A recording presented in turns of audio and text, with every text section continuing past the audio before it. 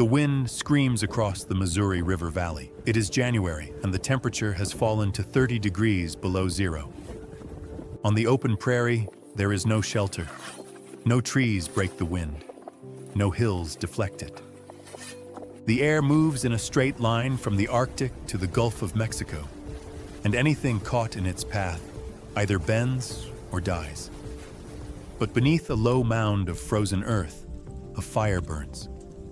Inside, the air is warm enough to sit without a robe. Children sleep on raised platforms covered in buffalo hides. A woman grinds corn. Horses shift in a corral near the entrance. The walls are silent. No draft touches the skin. Outside, the wind howls. Inside, life continues. This is not a cave. It is not an accident of nature. It is an earth lodge, a structure engineered by the Mandan, Hidatsa, and Arikara peoples of the northern plains. 500 miles west, in the mountains of the British Columbia Plateau, another people, the interior Salish, descend a notched ladder through the roof of their home and climb down into warmth. These are pit houses, dug deep into the ground, covered with logs and soil. Both structures solve the same problem. When the air itself becomes lethal, you do not fight it. You retreat beneath it. The physics of the northern winter are unforgiving. Surface air temperature tells only part of the story. The true enemy is the wind. Across the Great Plains, there are no mountains to slow it.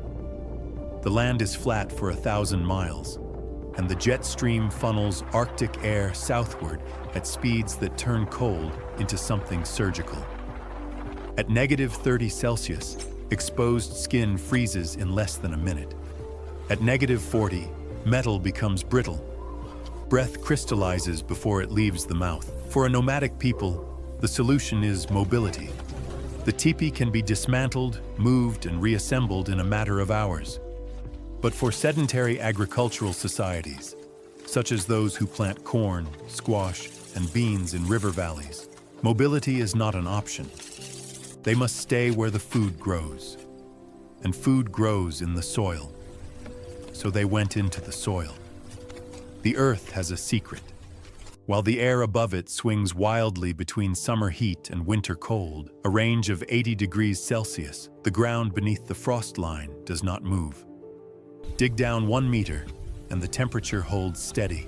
Dig down 2 meters, and you reach a zone that remains between 4 and 10 degrees Celsius year-round, regardless of what happens on the surface. This is not warmth, but it is stability. And in a world where the air outside drops to -30, starting your heating at +5 changes everything.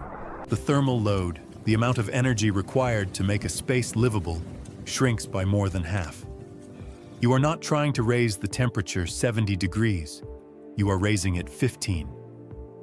The Mandan and Hidatsa understood this without the aid of thermometers. They excavated circular pits, shallow by modern standards, 1 to 4 feet deep, but deep enough to place the floor of the dwelling below the wind. The Salish dug further. Their pit houses descended 3 to 6 feet, sometimes more.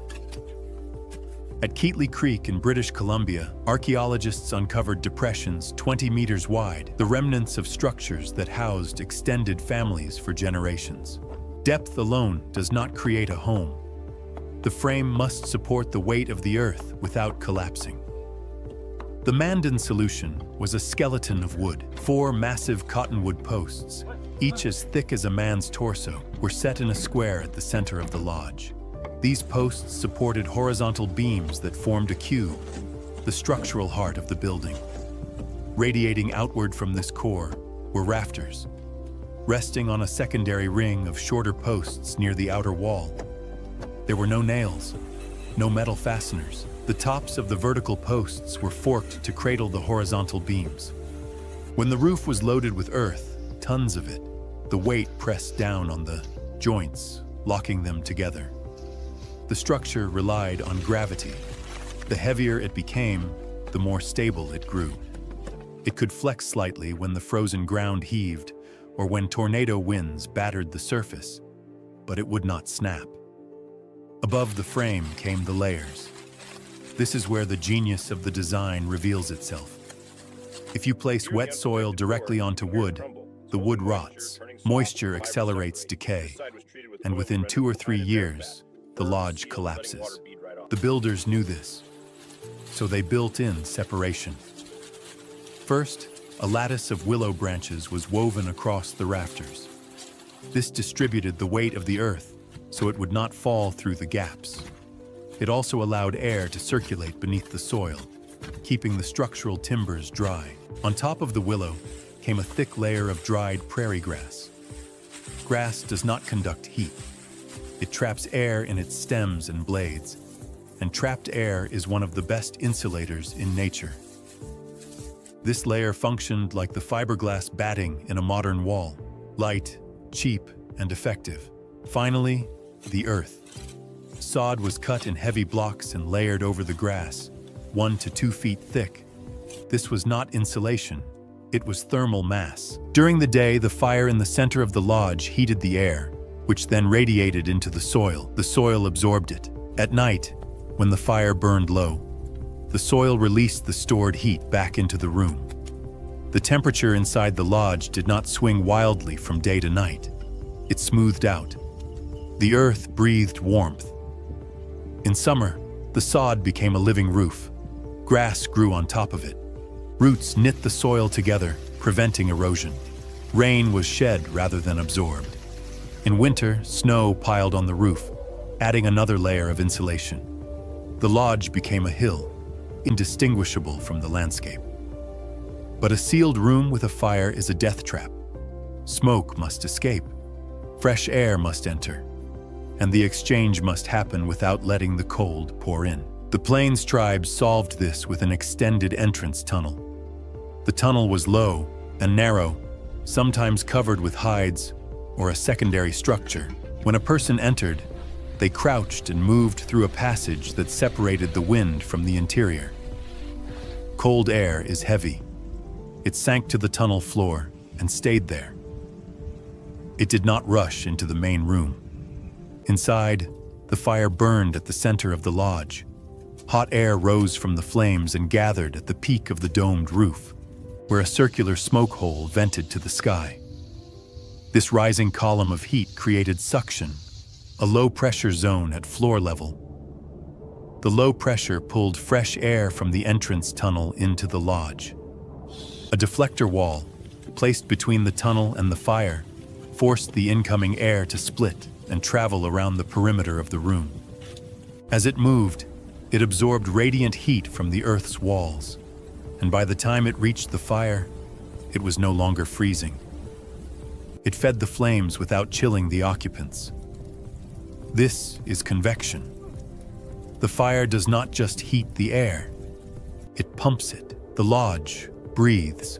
On the plateau, the Salish took a different approach. Their pit houses had no ground-level door. The primary entrance was through the roof. A notched log ladder descended from the smoke hole at the peak, and men climbed down into the warmth. At first, this seems unbelievable. Why force people to climb in winter when ice makes every surface treacherous? Why not build a simple door? Because a door is a thermal wound. Every time it opens, cold air rushes in along the floor, and warm air escapes through the top of the opening. This is the stack effect, and it works against you. A ground-level door in a heated structure is a constant source of heat loss. The roof entry eliminates this. Hot air rises and pools at the peak of the house. When someone climbs the ladder, they descend through the heat. They do not displace it. Cold air cannot enter the smoke hole because the rising warm air creates an upward pressure. The hole acts as a valve. It lets smoke out, but resists the inflow of cold. There is another advantage. In the mountains of the plateau, snow can accumulate to depths of several meters. A ground-level door would be buried. The builders would have to shovel constantly just to enter and exit. A roof entry is always above the snowpack. It is always accessible. The ladder was more than a staircase. It was carved, sometimes painted, to represent the guardian spirit of the household. Descending it was a symbolic act, a return to the womb of the earth. Ascending it was rebirth into the world above. The ladder connected the underworld, the surface, and the sky. It was the axis of the cosmos, carved in wood. Inside both structures, life organized itself around heat. The coldest air in any room sinks to the lowest point. The builders knew this, so they raised the sleeping platforms. Beds were built along the outer perimeter of the lodge, on wooden frames covered with buffalo robes and furs. Often, a hide canopy was draped over the bed to trap body heat in a small tent within the larger room. This created a microclimate. A person could sleep warm even when the fire burned low. The fire itself was tended constantly. Cottonwood was the preferred fuel. It burned clean and produced little smoke. Driftwood, dried by the sun and stripped of bark, was even better. Green wood smoldered and filled the lodge with carbon monoxide, an invisible killer. The high vaulted ceiling helped. Smoke and toxic gases pooled far above the living level, giving the occupants a buffer zone of clean air near the floor. But the margin for error was narrow. If the smoke hole was sealed too tightly during a blizzard, carbon monoxide levels could rise. If wet wood was used, incomplete combustion produced the gas in dangerous quantities. There are no historical records of poisoning rates, but the risk was real. The cultural knowledge of how to maintain a clean fire was not optional. It was survival. And there were other sources of heat. In the Hidatsa lodges, horses were brought inside on the coldest nights. A resting horse generates roughly 1,500 to 2,000 BTUs of heat per hour, the equivalent of a 500-watt space heater. 3 or 4 horses corralled near the entrance contributed 1.5 to 2 kilowatts of continuous warmth. This was not trivial. It supplemented the fire and reduced the amount of wood that had to be burned. The same strategy appears in other cold climate cultures. The Vikings housed cattle in their longhouses. Swiss farmers lived above their dairy barns. Biological heat is free, and it never stops. The construction of these lodges was a feat of logistics. Moving tons of earth without metal tools required ingenuity. The primary earth-moving tool was the scapula, the shoulder blade of a bison or elk, hafted to a wooden handle. The bone is naturally broad, thin, and light. It slices through sod and loose soil with less effort than a wooden spade. Digging sticks, hardened in fire, pried up rocks and broke through hardpan. Woven willow baskets, carried on the back, transported the cubic yards of earth from the pit to the roof. Felling the cottonwood posts was the hardest task. Ground stone axes chipped away at the trunk, fiber by fiber. A single tree could take hours to bring down. Often the builders let beavers do the work. They would find trees the animals had already felled and drag them to the construction site. Or they waited until spring, when the river flooded and carried drift logs downstream. Opportunism was part of the engineering. Timing was everything. The ground could not be excavated in winter. Frozen soil is harder than concrete. Construction happened in late summer or autumn, when the earth was dry and soft. Once winter arrived, the roof froze solid. The sod became a shell of ice and earth, impervious to wind and snow. The frost strengthened the structure. If emergency digging was required in winter, for a cache pit or a grave, the technique was fire setting. A blaze was built over the frozen ground. The heat thawed the top few inches. The softened mud was scraped away, and the fire was rebuilt in the depression. Layer by layer, the pit descended. It was slow, it was inefficient, but it worked. The lodges were not built by men alone. Among the Mandan and Hidatsa, the earth lodge was the property of women. The woman of the household owned the structure, the land it stood on, and the garden plots that surrounded it. She hired the builder, an older woman with specialized knowledge of construction, passed down through generations. Men assisted with the heavy lifting, but the design, the supervision, and the final authority rested with women. This was not symbolic. It was economic and social power. The lodge was the center of production. Inside, women tanned hides, sewed moccasins, ground corn, and made pottery. The garden plots grew the calories that sustained the village. The cash pits beneath the floor stored the surplus that carried them through winter. In a matrilineal society, the lodge was the physical manifestation of that lineage. The construction was organized through feasting. The builder provided food and goods, tanned robes and dried meat to those who worked. Surplus calories were converted into real estate. The woman who could throw the largest feast could command the most labor. Wealth was not hoarded, it was circulated. And the result was a permanent structure that could last 10 to 15 years. When the lodge began to fail, when the rafters sagged or the posts rotted, it was ritually dismantled.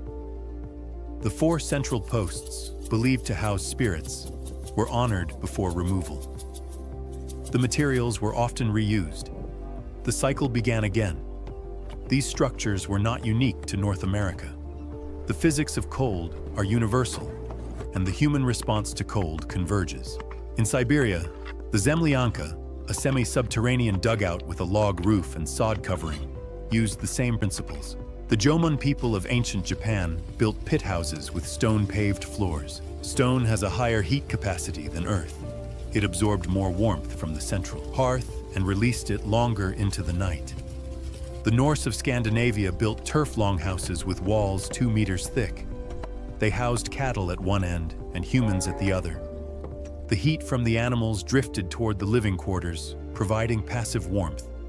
The materials differed. The cultural expressions differed. But the underlying logic was identical. Dig into the earth. Use thermal mass. Manage airflow. Integrate biology. Inside the Earth Lodge, daily life revolved around the fire.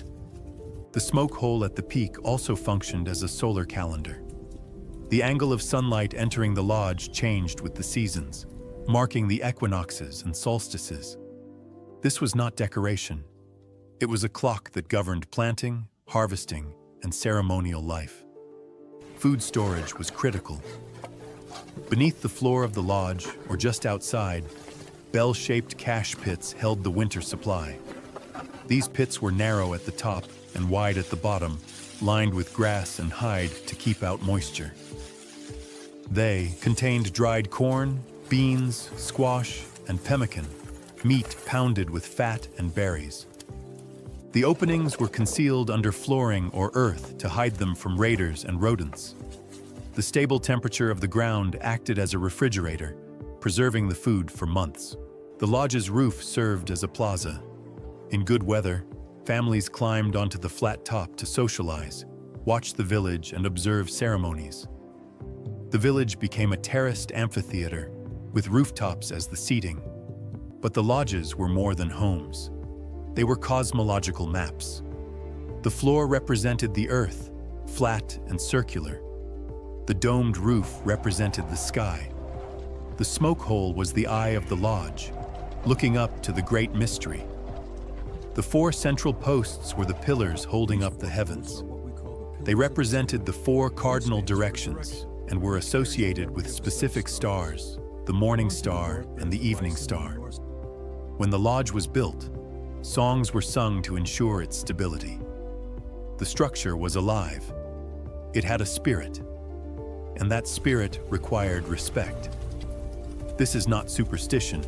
It is engineering wrapped in belief. A lodge that was not maintained would collapse. By giving it spiritual significance, the culture ensured regular inspection and repair. The ritual became the maintenance schedule. European settlers who arrived in the 18th and 19th centuries built wooden cabins above ground. These structures had vertical walls and shingled roofs. They looked like houses, but they were thermal disasters. The wind cut through gaps in the logs. The roofs leaked heat. Fireplaces vented through chimneys drew warm air out of the room and replaced it with cold drafts. settlers burned through cords of wood, trying to stay warm in structures that indigenous people would have considered uninhabitable. The Earth Lodge, by contrast, required far less fuel. The thermal mass of the soil did half the work. The convective ventilation system recycled heat rather than venting it. The low profile deflected the wind. Experimental archaeology has shown that even at -30 C outside, a properly fired earth lodge could maintain an interior temperature of 15 to 20 degrees, warm enough to sit in a linen shirt. This is not primitive technology. It is appropriate technology. It uses the materials at hand to solve the problem at hand with minimal waste. It is sustainable in a way that modern construction, dependent on fossil fuels and industrial supply chains, is not. The pit house and the earth lodge were not temporary shelters. They were homes built for permanence, occupied year after year, passed down through generations. They were the result of centuries of refinement, trial and error, and accumulated knowledge. They were designed not by individual genius, but by collective intelligence distributed across time. When the climate shifted, when bison herds moved, when European diseases and displacement forced the abandonment of the villages, the lodges were left behind.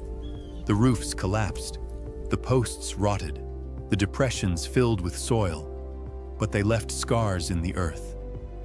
Archaeologists can still see them, circular shadows in the ground, arranged in patterns that speak of communities, of trade networks, of lives lived in partnership with the land. The wind still blows across the Missouri River Valley. The temperature still drops to 30 below. But the lodges are gone. The knowledge that built them was disrupted, fragmented, lost in some places, preserved in others. What remains is the evidence. Post holes, charcoal, layers of willow and grass, the worn steps of a ladder descending into darkness. And the lesson: that survival in a hostile world is not a matter of strength alone. It is a matter of observation, adaptation, and humility. It is knowing when to retreat, when to dig in, and when to let the earth itself do the work. It is understanding that the ground beneath your feet is not just a foundation, it is a partner. The Mandan, Hidatsa, Arikara, and Salish did not conquer the winter. They joined it.